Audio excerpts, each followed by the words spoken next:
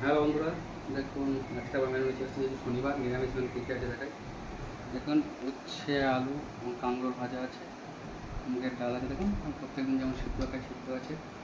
দেখুন আলু মাখা আছে, আলু শুকনো লঙ্কা লঙ্কা ভাজা দিয়ে মাখা, আর গরম তরকারি। এবং খাওয়া শুরু করে শনিবার নিরামিষ আপনারা জানেন, আগের ভিডিওগুলো দেখেছেন।